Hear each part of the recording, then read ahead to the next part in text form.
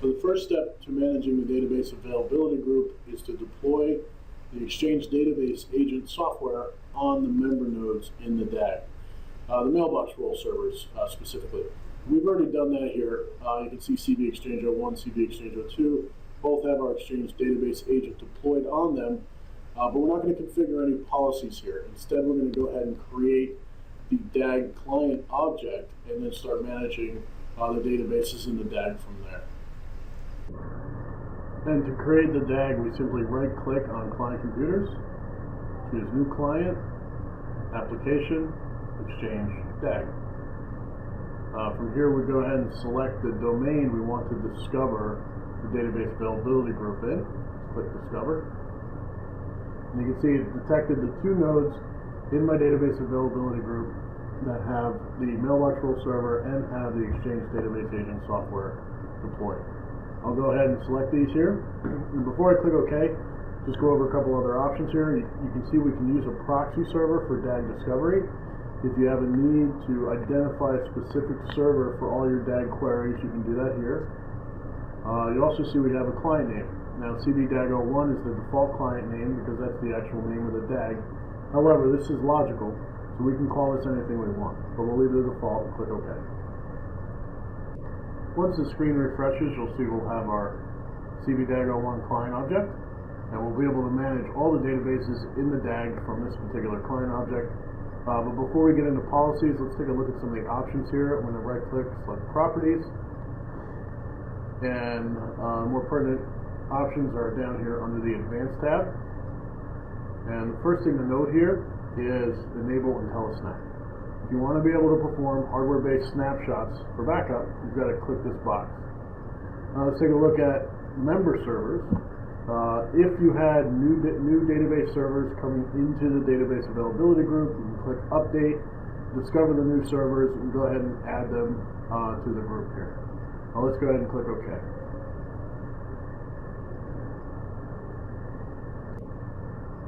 One other piece of software that needs to be deployed to support IntelliSnap is the Media Agent software. You can see here, if I look under Storage Resources and Media Agents, that CV Exchange 01 and 02 both have our Media Agent software deployed. To do any work with snapshots, whether you're the client or a proxy, you have to have the Media Agent software deployed. So we've got our DAG client created. We've got our software deployed, Exchange Database, as well as Media Agents. We've enabled IntelliSnap on the client properties. Let's go ahead and create a backup policy. Now, like all agents, we have a default policy that will attempt to discover all databases and protect them with default options.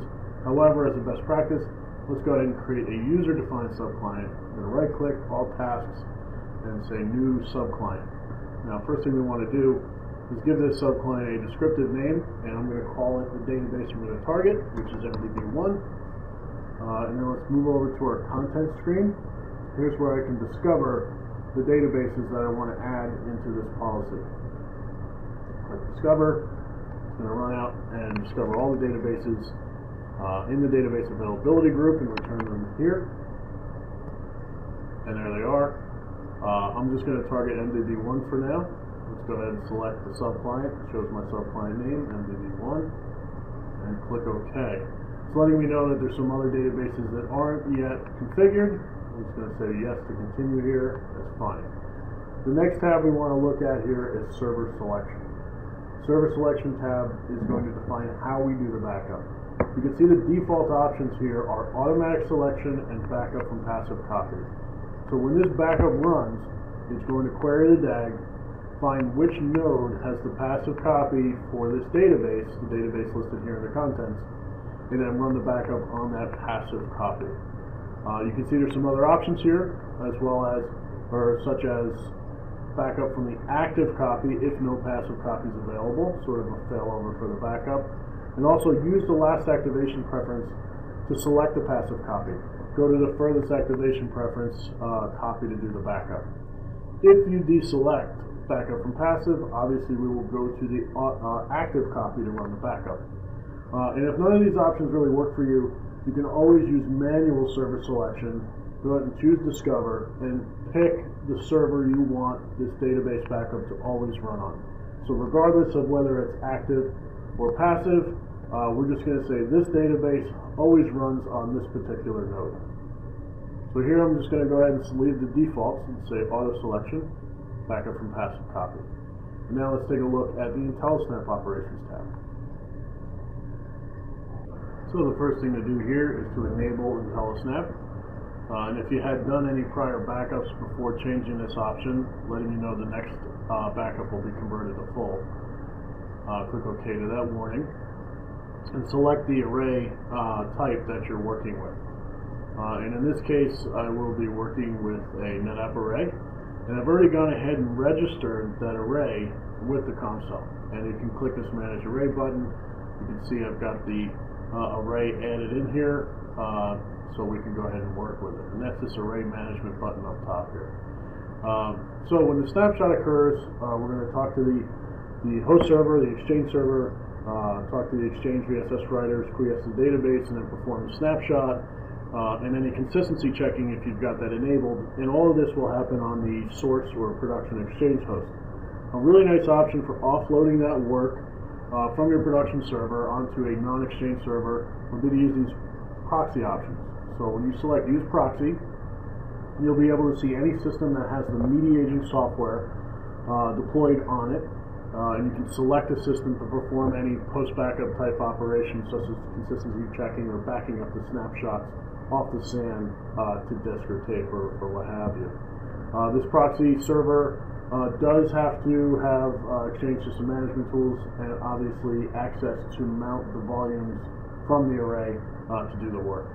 If you want to use a separate proxy for your backup copy, that option's here as well. And if you want to default back to the source, if there's a problem with your proxy server, you can select this option here. So really good options for offloading as much of the workload as we can from the production system.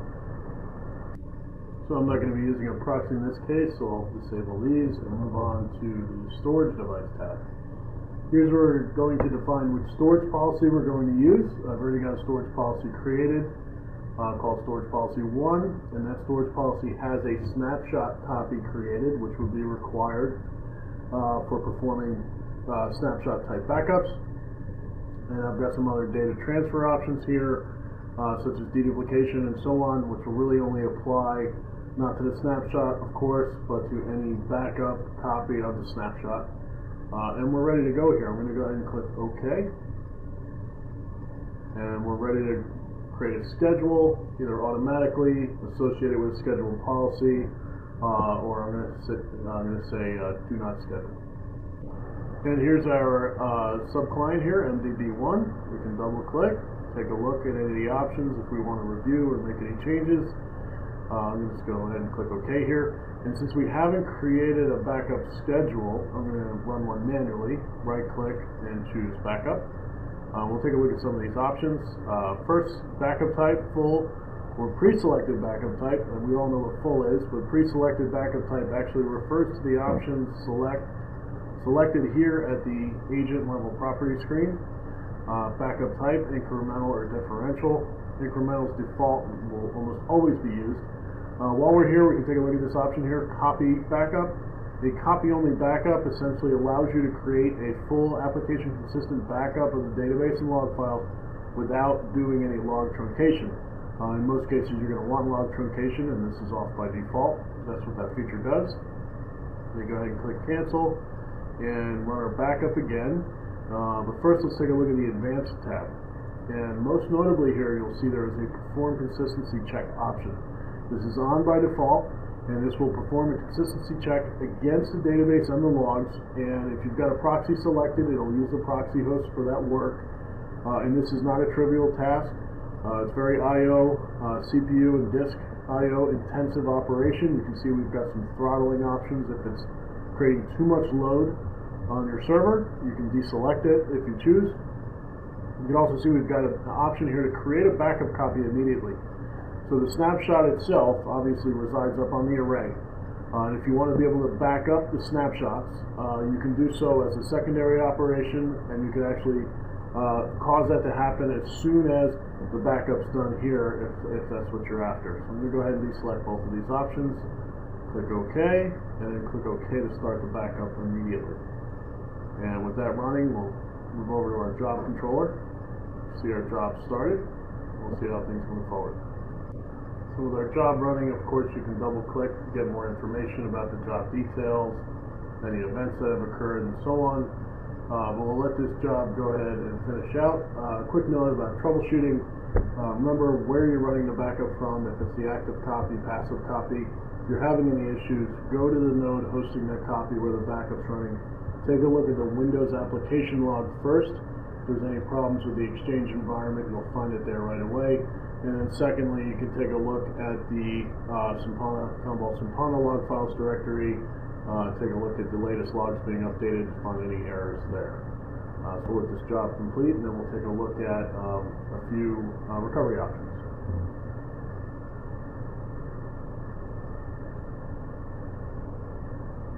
So before I go and look at recovery options, I'm just going to go in here and create another subclient for my databases that are not sitting on the SAN. Let's say a new subclient. We'll call this local DBs, contents, configure, discover. And grab these other two databases, default databases that were created when I installed Exchange Server. There they are. Go ahead and add both of these to local DBs. Okay. So now server selection, I'll leave it defaults again. No IntelliSnap operations. I do need to select my storage policy, and then I can click OK. One quick option here we didn't talk about, maximum node utilization for backup. What this option describes is how many nodes do we want to use concurrently during backup. Now in my contents, I've selected two databases here. And I happen to know that these two databases are both running on independent systems. One's on Exchange 01, one's on Exchange 02. So if I select maximum node utilization for backup 1, I'll only be able to back up one stream at a time. But if I select 2, it'll actually go and run the backup on both nodes simultaneously. So let's select that. We'll hit OK here. Again, I'm not going to schedule right now. And I'm going to go ahead and run this job. As for my first job, I can go ahead and run an incremental. An incremental, of course, will run a transaction log backup for that client. And even though it's Snap, you can still do a transaction log backup if you've got logs on a different volume than the database. We'll protect just the log volume. If they're together on the same volume, then when we do the backup copy, we'll only stream back the log files.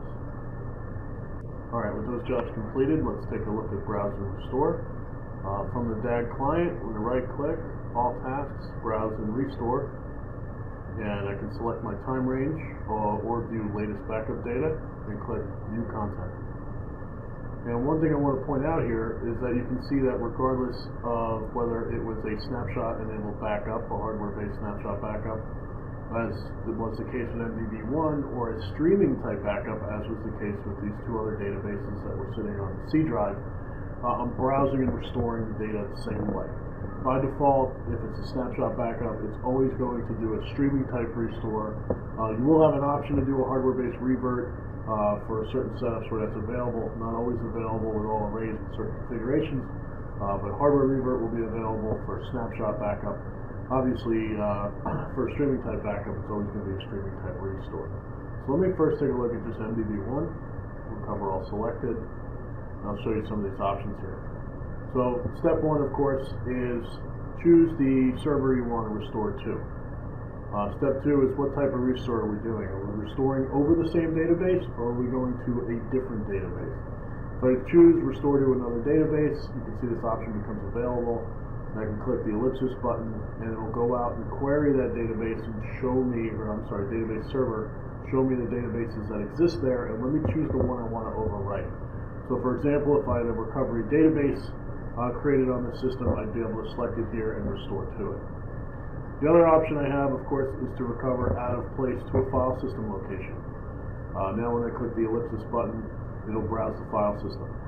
So I can restore anywhere on the file system outside of the Exchange server, so to speak. And a note about the destination client. This list will include any client that has the Exchange database agent installed on it. It does not have to be an Exchange server, but it does have to have the Exchange database agent installed. So if your use case calls for restoring the database to the file system on a non-Exchange host, you can absolutely do that. Just make sure you install your Exchange database agent on that server, select that and place restore, and then choose the location to recover to. Finally, the with or without recovery option refers to log files. By default, we'll restore with recovery, which means put down the database and the log files and roll them together. If you want to leave them separate, post restore, go ahead and choose without recovery. And finally, we'll take a look at the advanced button here. And here's that hardware revert option. If you do have a snapshot enabled backup, you can do a hardware-based revert. This would be by far your fastest way to recover. However, as you'll see here in the warning, selecting revert will overwrite the entire disk back to the point in time you've browsed in the backup here. So all existing data will be lost if you want to continue. So be careful using this option. Make sure it fits your use case. And the last thing we'll take a look at here, specific to snapshot enabled backups, is the ability to work with the snapshots on demand. Let's take a look at our storage policy, and you can see we've got a snap copy. This is what's retaining all our snapshots on the array. And if I right click and choose view snaps or view list snaps, I'll get the list of all the snapshots I've created. And I can right click, choose mount. This operation can take some time, okay. And then also a warning letting me know that any changes I make to the snapshot won't be saved. If I need to make changes and save them, I should make another copy. Click OK, and now I'm able to choose any client that has our mediation software deployed. Browse to a location on that client. Choose a folder. Click OK, and OK, and then it'll mount that snapshot up on that client so that I can then go ahead and browse through that client and take a look at the snapshot itself. So why don't we go ahead and do that? We navigate over to Exchange O2, and here we are, test drive, snap mount, and you can see here's my volume. I can drill through and access the database and files. Finally, a place to get more information, documentation.commvault.com, D10 documentation. Go ahead and click on backup and select Microsoft Exchange database and drill in here for anything you need to know regarding deployment, configuration, and troubleshooting.